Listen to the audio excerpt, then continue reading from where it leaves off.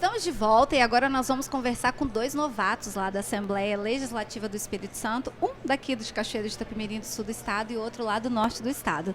Nós estamos recebendo aqui no nosso estúdio, na Exposul Rural, na edição de 2023, o deputado estadual Dr. Bruno Rezende, da Comissão de Saúde, e o deputado Lucas Escaramuça, da Comissão de Agricultura da Assembleia Legislativa. Muito obrigada pela presença de vocês dois aqui, é um prazer recebê-los. Prazer é meu, a Alessandra está aqui com vocês, uma boa noite para todos os nossos ouvintes e vamos prosear. Vamos conversar. Prazer enorme estar aqui na Exposul, na Conexão Safra. Estar com cada um de vocês, esse momento ímpar, mágico, muito feliz de ter saído lá do norte, vindo para cá hoje, representando a Comissão de Cultura, a Assembleia Legislativa, e ter passado o dia com esse ser humano incrível, com esse amigo, que é o Dr. Bruno Rezende aqui. Eu vou pedir licença do Dr. Bruno Rezende, porque hoje ele é o anfitrião, né? Então a gente vai começar a falar aqui que hoje teve uma reunião muito importante aqui. A gente está falando para o agro, na maior feira do agro aqui do sul do estado, se não do Espírito Santo. E o senhor teve uma reunião com os produtores de leite. O senhor trouxe a Comissão de Agricultura para cá, para o evento, para a abertura do evento. Eu queria que o senhor falasse um pouquinho como que foi, o que foi discutido. Momento ímpar porque... eu falei que a única função da Comissão de Agricultura é ser um gerador de oportunidades, de ambientes de oportunidades para quem produz. Ser um instrumento de criação de facilidades, né, através da Assembleia, através de leis que representem o produtor, a produtora rural, que criam ambientes favoráveis de geração de oportunidade, de geração de renda. A gente estava falando hoje, o deputado Bruno lá, toda a cadeia começa no campo. Toda a cadeia de produção começa no campo. Depois ela passa pela indústria de máquinas, pela indústria de insumos, pelo comércio e termina em prestadores de serviços como eu, como o Dr. Bruno, como uma colega. Mas o primeiro passo é no campo. Mas o primeiro passo é lá. Então Exatamente. nós somos frutos da oportunidade dessas pessoas que tanto empreendem, que trabalham de sol a sol. Eu falo que não tem direito, às vezes, nem de cansar. Quando a gente cansa, a gente tem quem substitui. O produtor, a produtora, quando cansa, não tem, às vezes, quem substitui. Aqui nós tivemos um diálogo fantástico, né, com as cooperativas leiteiras, falando das dificuldades, das burocracias que ainda existem. E assim, a gente detectou que as dificuldades são sempre as mesmas, né, Bruno? Qual a dificuldade? Precisam de investimento em ciência, em pesquisa no campo. A gente tem um ambiente no estado hoje totalmente favorável para se criar isso.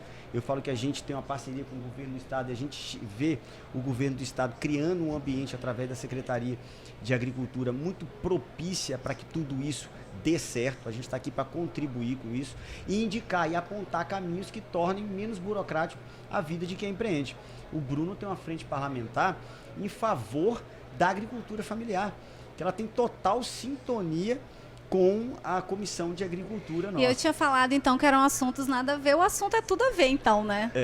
O Bruno tem uma vocação, um querer bem da agricultura muito grande. Ele vem de lá, né? A família dele são família de produtores. O pai dele hoje está empreendendo no campo, deixou isso bem claro, teve a oportunidade de dialogar com a gente lá.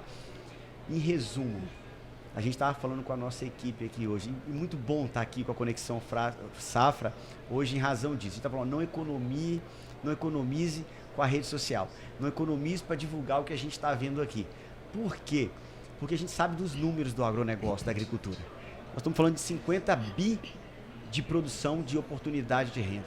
Nós estamos falando de 80% das cidades tem o agronegócio na veia, no seu negócio, entre o seu negócio principal. Nós estamos falando de quase 50% do que a gente exporta aqui está no agronegócio. E quando você vem para uma feira como essa, através do Conexão Safra, você vê isso se materializar, né? As pessoas enxergam exatamente esses números. É por isso que eu fiquei assim, fascinado e muito feliz de estar aqui hoje.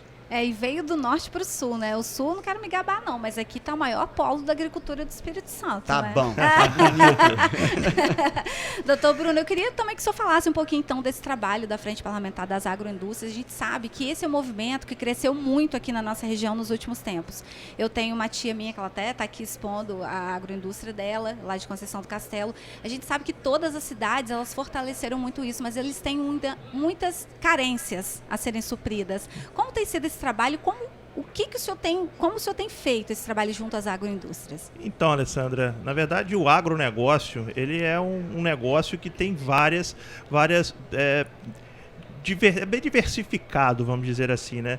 E como o Lucas falou, apesar de a minha vida hoje ser a medicina, eu sou médico, eu cuido de pacientes com câncer já há vários anos, aqui em Cachoeiro quase 10 anos, né? Foram mais de 6.000 famílias cuidadas pelo Dr. Bruno Rezende, que me permitiram fazer parte da história de vida, né, dessas pessoas e das suas famílias. Mas o agro corre na minha veia. Eu nasci do agro, o meu diploma de medicina ele veio do café e do leite. Meu pai é produtor rural, vive exclusivamente do agronegócio, tá certo? Mora na roça. Eu morei na roça até os 14 anos, quando saí para estudar. Então o agro faz parte da minha história, né? E hoje a gente poder discutir o agro na maior feira de negócios do Espírito Santo é uma satisfação muito grande, principalmente por ser na minha Cachoeira de Itapemirim e ao lado desse grande amigo que é o Lucas Escaramuça. Obrigado. Nosso presidente, né, da Comissão de Agricultura do Estado do Espírito Santo, que tem feito um trabalho brilhante, Lucas. Eu preciso dizer isso para os nossos ouvintes.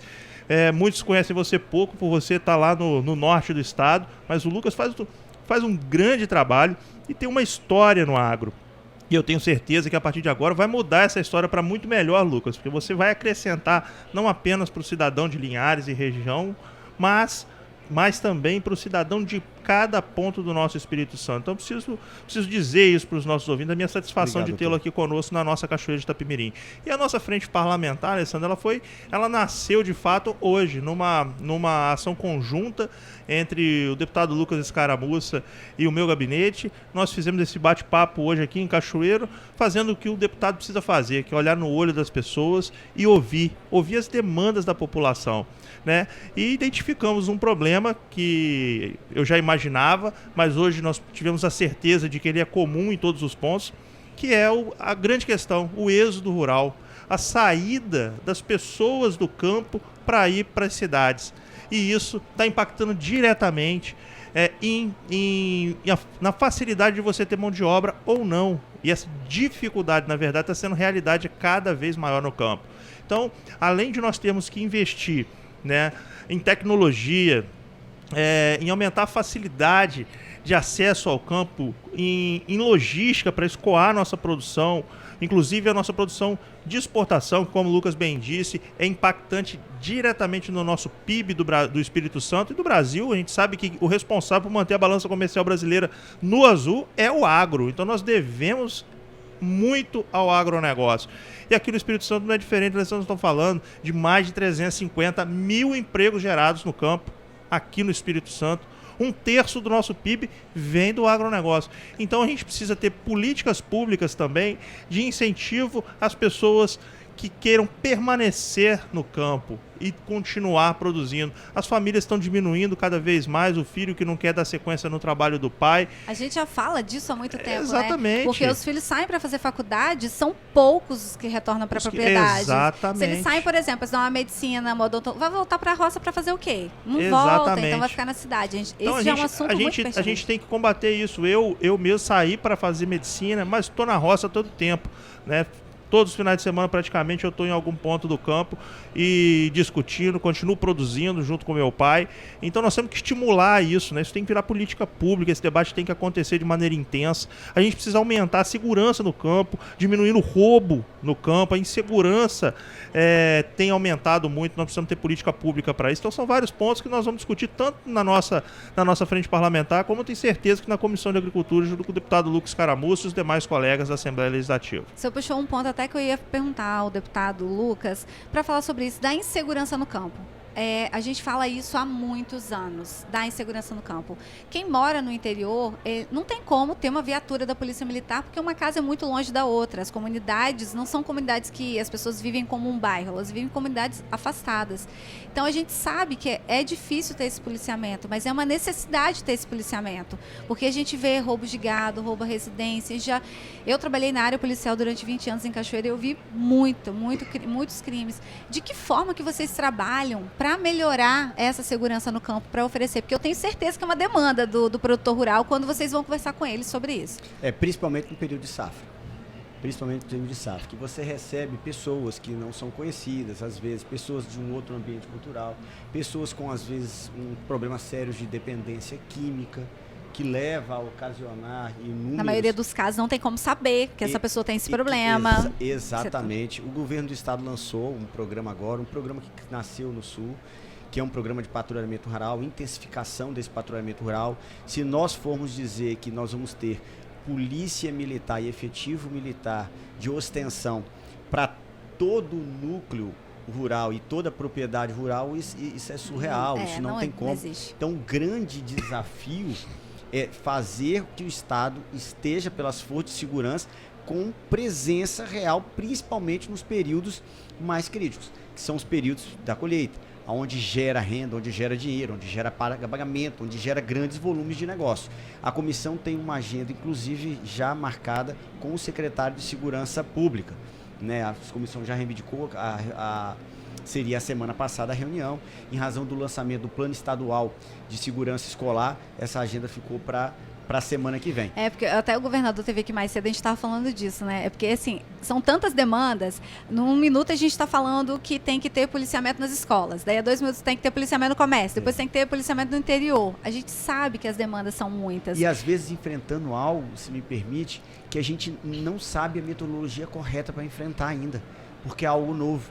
E você tem que enfrentar ele com inteligência, com eficiência. No campo, tem ações da guardas municipais muito reais hoje já. Eu acredito muito em políticas públicas construídas pelas forças de segurança de forma conjunta, com a Polícia Civil, com a Polícia Militar, mas com as guardas municipais. Eu tenho dito muito isso, Bruno. A gente precisa estimular a criação e a efetivação de guardas municipais e, quando possível, pela legislação, armada, capacitada, para que elas estejam nos núcleos rurais também. Se não pode estar na rota da propriedade, que esteja no patrimônio rural, porque o patrimônio rural vai ser o ambiente de lazer durante a colheita, durante o feriado, e aí você identifica situações de risco, situações de aparente perigo. Então, assim, as guardas municipais podem ser um instrumento muito importante nesse período de colheita, no período de safra também. E a gente tem visto explorar isso muito pouco, a gente tem visto explorar mais a Polícia Militar. A gente está nesse período agora da Operação Colheita, que começou na semana passada, no Espírito Santo, e é a Polícia Militar que é dedicada. Realmente, mas se você também pega uma cidade como Cachoeiro, a gente não tem um número tão grande de guardas municipais. A Guarda Municipal também não seria suficiente para suprir a necessidade do interior do município. Nós temos aqui, o interior de Cachoeiro é bem grande. Então, e agora a preocupação das escolas. Aí tem as escolas, que a guarda está tomando conta da escola. Aí você tira da escola para proteger o campo na época. Então, assim, é difícil, né, achar esse ponto de equilíbrio. Mapeamento de propriedades. A gente tem discutido muito isso, Bruno. Lá, a gente já tem hoje a identificação das propriedades. Né? Você tem um banco de dados de propriedades de agricultura familiar, você tem esse banco de dados hoje através do CAR, por exemplo. Por que não mapear essas propriedades? Por que não identificar as zonas de risco nos períodos de colheita que nós tivemos historicamente, identificar e preparar ações estratégicas para esses lugares? Né? Eu acho que isso tem caminhos para a gente avançar muito na segurança do campo? Tem. Existe, a gente precisa de operacionalizar isso. É isso aí, mapeamento, inteligência, talvez, e otimização sejam as 3 palavras que nós precisamos usar nesse momento, né? A insegurança no campo, ela é muito grande, por todos esses fatores que nós já discutimos. O governo já propôs um plano e cabe a nós que nós, como parlamentares, que a gente cobre efetivamente que o plano seja tirado do papel e se torne assistência para as pessoas. A Polícia Militar, eu queria falar isso para todos os nossos ouvintes, eles são parceiros importantes no nosso estado e têm contribuído todos os dias salvando vidas e cuidando da população capixaba, com um quantitativo que infelizmente é insuficiente para fazê-lo. Então nós precisamos estar do lado da nossa polícia, tanto da Polícia Militar, da Polícia Civil, porque eles são heróis e trabalham todos os dias pensando na vida de outras pessoas, tá certo? Assim como os médicos, como eu sempre digo, a gente escolheu uma profissão para cuidar de vidas que não são as nossas, que não é da nossa esposa, não é do meu filho, da minha filha, são de pessoas que eu nem conheço. A polícia, assim como o médico, escolheu uma profissão que ela cuida da vida de outras pessoas, então merece todo o nosso carinho, respeito, admiração e trabalho, né, Lucas? Para aumentar esse quantitativo também de disponibilidade da Polícia Militar, tá certo? Para que ela tenha condição, né, de abarcar todas essas novas responsabilidades. Tudo que a gente escuta hoje é insegurança, é medo. né? Ainda a gente, nos últimos tempos, só fala de insegurança dentro da sala de aula, que é um lugar sagrado, né? A gente manda os nossos filhos para lá imaginando que, no máximo, vão voltar com aquele beliscão do coleguinha e a gente vai ter que educar em casa dizendo para não devolver o beliscão e pedindo para que a violência seja amenizada da forma infantil, né? Lúdica da coisa, não imaginando que vai ter um maluco qualquer que vai entrar atirando nas nossas escolas e trazendo esse tipo de preocupação para nossas cabeças de pai.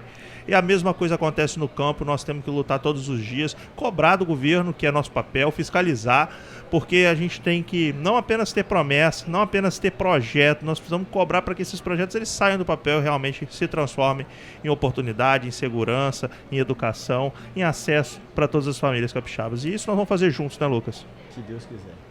Bom, nós recebemos aqui no nosso estúdio o deputado estadual Lucas Escaramuça e o deputado estadual Bruno Rezende, do Norte e do Sul do Espírito Santo. Muito obrigada pela participação de vocês aqui conosco e nossos microfones estão sempre abertos. Sempre que precisarem, tiverem novidade, pode vir aqui procurar a gente.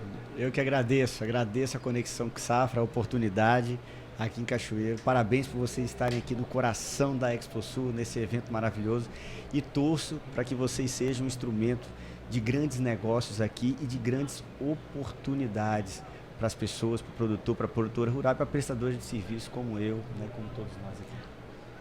Tamo junto. Foi um prazer muito grande, Alessandra, bater esse papo com você, junto com o deputado Lucas Escaramuça. Seja muito bem-vindo à nossa Cachoeira de Itapimirim. Obrigado, doutor. Retorne quantas vezes você puder. E aqui não puder, faz uma força para poder assim mesmo, tá certo, Lucas? Venha para Cachoeiro, venha para o nosso sul do estado. Nós temos grandes vocações e fazemos parte do Espírito Santo de uma maneira muito apaixonada pelo nosso estado. Obrigado à Conexão Safra, um prazer e uma honra estar aqui com vocês nessa noite, tá certo? E contem sempre com o mandato do Dr. Bruno Rezende, por mais saúde, mais dignidade e mais oportunidade para cada capixaba. Isso aí, gente. Muito obrigada e até a próxima.